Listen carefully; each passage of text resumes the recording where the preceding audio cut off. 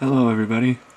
Um, this is your friend and the same person who's brought you through every other edition of this series thus far. I'm just changing a couple people's gimmicks. Don't mind me. See, in this game, in this game, much like real life, after a certain amount of time, people's gimmicks get bad. And that leads to them losing momentum or becoming stale or any possible scenario. Now if you want to know what I'm doing, I'm actually extending the TV contract for Raw on Fox 8, which is a TV network in... Now I'm just curious, I'm sorry. It's an Australian network. It's an Australian network that carries both Raw and SmackDown. This game actually has a crapload of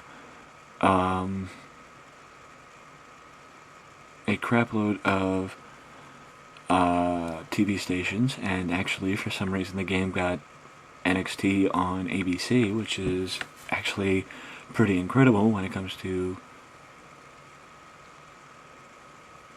my developmental talent.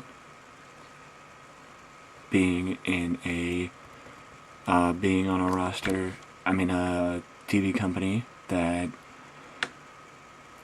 actually has as much exposure, even more exposure than some of the TV networks that I'm on with the main roster shows. Like it has Spike, which produces TNA still in this, because it was before TNA. I started before TNA got off the network.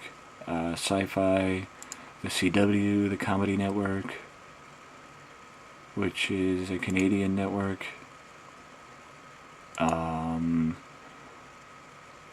Natale 1 HD, which is which is a Australian network. This video is basically going to be a relatively short video as compared to the usual. Excuse me, I'm sorry, my game's not working. A relatively short video as compared to the usual videos that I do for how I would book it. This is just basically an update video to update what's going on in WWE with me and other companies around the United States and elsewhere. So I'm going to pick a couple of companies to give you updates to see if you guys like this. First, New Japan, which, as you guys already obviously know, this is the company with Shinsuke Nakamura, who's the Intercontinental Champion as he is in real life, and World Champion Hiroshi Tanahashi, which I believe AJ Styles is the champion in real life. Toru Yano and Liz Okada, which I think Carl Anderson and Doc Gallows are the champions. I don't know who the openweight champion is. I don't know who won Tag League, and I'm not sure. Wow, I suck. I do know the Bucks are the junior heavyweight tag team champions, though. So, yeah. One of the more popular independent companies in Pro Wrestling Guerrilla. By the way, Okada, Tanahashi, AJ, Tenzin, Otani, Shinjiro Otani, the Bullet Club, Carl Anderson, Doc Gallows, and the Bucks. so on and so forth. You know, Shelley and Kushida, Romero and Alex Kozlov, etc., are all in the company. They're all here. They're all accounted for. You know, though it's a game, doesn't mean they can't be realistic. Battle of Los Angeles, they have the tournament title. If you actually can't see it because it's blurry. Let me zoom in. See, Battle of Los Angeles, PWG. I totally forgot that it was written right there. Roddy Strong, the real champion, the legitimate champion, the guy who actually held the title, but he hasn't defended the title just yet, because I would probably wager to guess that PWG hasn't ran a show yet, and I believe their name's the World's Cutest Tag Team. I'm not really sure, but if you couldn't see, it was Kansas LeRae and Joey Ryan. These guys don't run don't have any storylines going. Let's see when they ran a show. Run a show. Well, they ran a show in January, but the DDT, the tournament. They ran the tournament in January. That's why Roddy hasn't had a title defense yet. Oh, they're gonna run a show in about a week and a half. Now let's jump over to our friends at ROH and see what's going on in ROH. You got Jay Briscoe still holding the title. Only the second person to ever hold the ROH Tag Team title. The ROH World title twice. The first person is the greatest man who ever lived, Austin Aries, who is currently the only person in next to Samoa Joe to hold the ROH and TNA World Heavyweight title. Red Dragon are still the tag team champions in ROH, and Jay Lethal, who also is actually the first person to ever hold the ROH television title twice, is still the ROH television champion, and right now is 2 months off holding the title for a year, as he won the title back in April 2014. And everybody else is just fresh with the belt. Some storylines going on, as you can hold... see, I have an older patch with the game, meaning some eras that didn't usually happen with the game. In the newer versions of the game, I guess you could say, feuds that don't make sense don't happen. Like, why would Kyle O'Reilly and Adam Cole team up if Kyle O'Reilly and Bobby Fish are the tag team champions? Why would a heel and Roddy Strong and I would say probably a babyface and Michael Elgin team up against the Briscoes? But those are storylines, they don't have to make sense. It's not my company, so I don't really care. Now let's jump to our friends. The last one we're jumping to, or maybe the last one we're jumping to, is TNA. Taryn Terrell is the woman knockouts champion. Excuse me. Don't jump down my throat. Not like anybody will, because that would actually include somebody watching this video. Bobby Roode is the TNA World Heavyweight Champion. The Revolution, aka Abyss and James Storm, are the tag team champions, and Low Ki is still the X Division champion. Wow, TNA doesn't know how to keep people, as Austin Aries held the title, and the title became vacant. Samoa Joe held the title became vacant. Low Ki held the title, maybe the title will become vacant. Let's go click into a history and see what TNA's last pay-per-view was like. It was in New York, 71, and it was main evented by Bobby Roode versus Tyrus, aka Brodus Clay. Okay, let's see. You got Bobby Roode versus MVP. Not a bad feud. I think they actually did that. Bully Ray versus Abyss. Once again, not a bad feud. Once again, I want to say that this was before Bully Ray walked away from the company due to contract. So that's why Bully's still here. Jeff Hardy versus Magnus. I hate Magnus. I think he's, perfect evidence of TNA attempting and failing to make their own star. But that's fine. You're not going to succeed with making a star with everybody, you know? And Jeff, I think at this point, belongs in the mid-card, or the upper mid-card, out of the world title picture, because I think it's overdone as him as world champion. And a random feud, Mr. Anderson versus Tyrus, as the feud that caps off the storylines. Now, I guess it might be fair to look at my friends in my developmental NXT. This right here, what I'm pointing to, and the fact that the Big O, I actually signed the Big O to come to developmental because I love the Big O. I stole Sam Shaw from TNA to give him a developmental contract, to put him in developmental. This is a game era, the fact that the Big O is listed 3 times, and the fact that the Big O is actually feuding with the Big O. That's a game era, and you know, the fact that the Big O is going against world champion Adrian Neville, that tells me that Adrian Neville might lose. That could tell me nothing. You know, as you saw, Adrian is the world champion, and probably my favorite tag team right now, out of any tag team, well, outside of Cesaro and Kid, is the coolest guys in the room, Enzo and Big Cass. Or, also, my tag team champions. My developmentalist tag team champions, I should say. And the women's champion is Charlotte. Why? I joined in prior to her dropping the title to Sasha Banks at the last NXT special of 2014. And also the reason, well, obviously the reason why Cass and Amore are the champions is because they won the titles.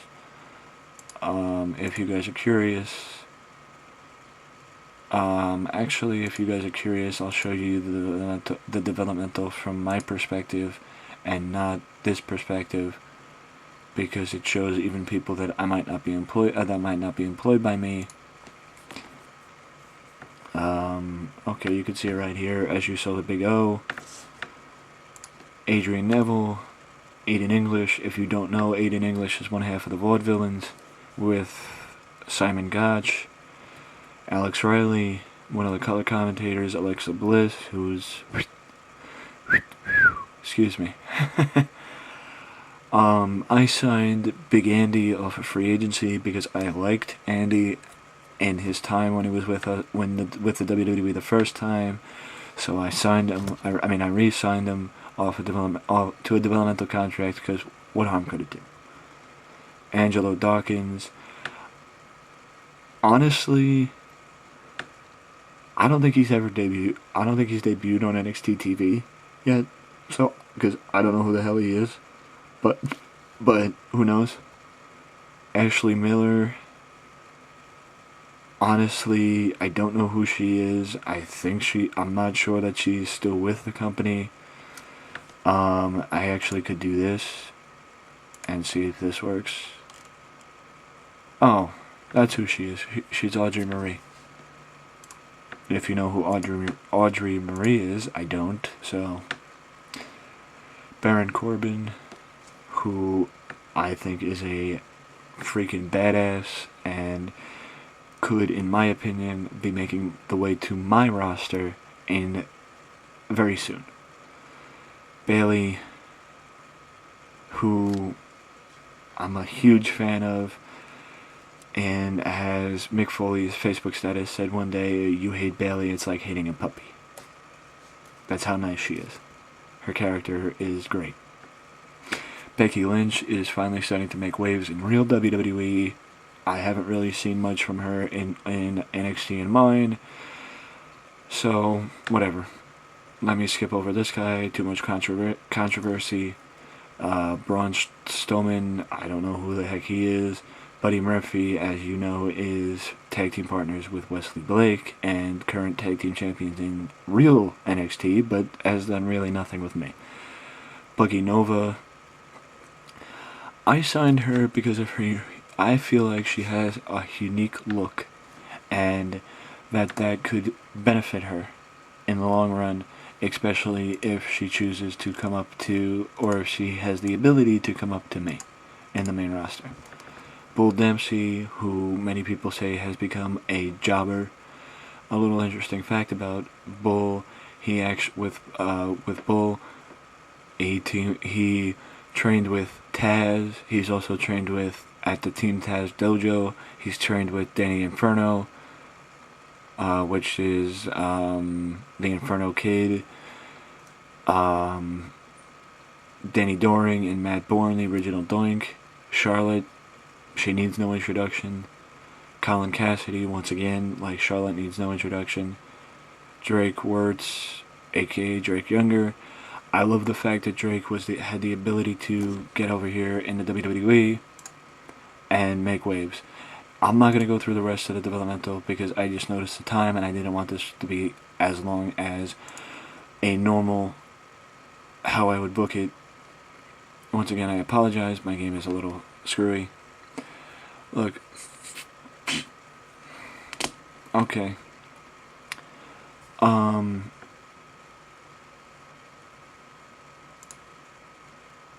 My game isn't responding, but I'm trying to bring up the storylines, but I think I double clicked on something else. Yeah, the companies.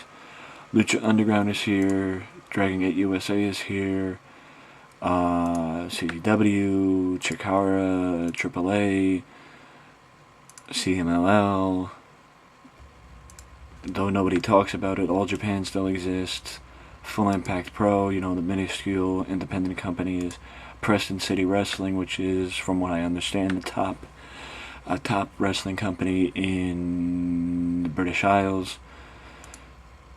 Progress, which is another independent company in the British Isles, and another Japanese company that nobody ever talks about. Pro Wrestling Noah, but yes, Noah still exists, and who could forget Wrestle One, which is owned by the great Muda and has a working relationship with TNA. I just want to see if I can jump over to storylines quick and run through the storylines for a second. If my game would actually load, that would be great. That would be fantastic. That would make things so much easier. But if life was easy, it wouldn't be fun. Okay, now, as you know, Cesaro and The Miz are feuding. Cesaro's feud, the Cesaro feud actually now also includes Christian, Damien Mizdow, and The Miz, obviously. Now you have also Daniel Bryan's feud with Dolph Ziggler that just started, as Dolph was feeling jealous after Bryan. Here I have it written that Dolph is feeling jealous after Bryan eliminated him, but in reality, it's just based off of the fact that Ziggler got eliminated by Bryan, and that was the straw that broke the camel's back, and now Bryan and Ziggler are feuding. Now we move to the next one, the main event of WrestleMania. Simple. Ryback versus Rusev, two of the WWE's biggest collide in what promises to be a huge match that may destroy the ring.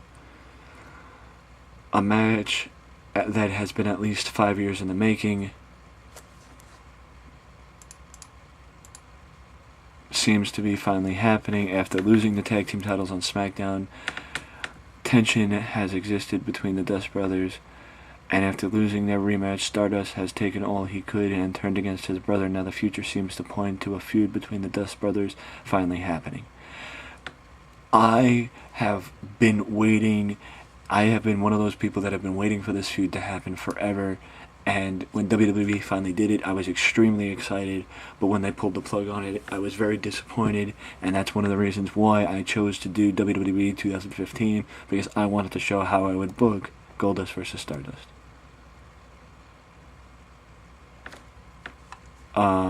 Noble and Mercury, the Authority versus John Cena.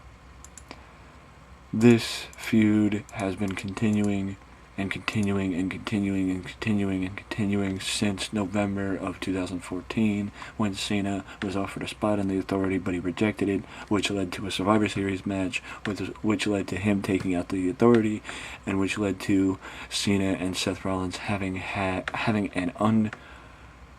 a very competitive and unruly score to settle forever and ever and ever and ever and ever and ever, until Fastlane, when they finally get in the ring against one another for the first time since November.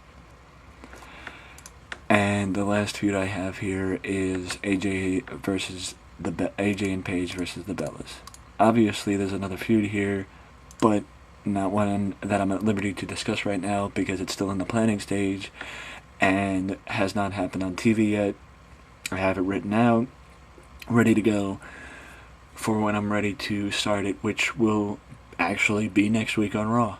And you guys will actually be seeing some surprises coming your way very soon.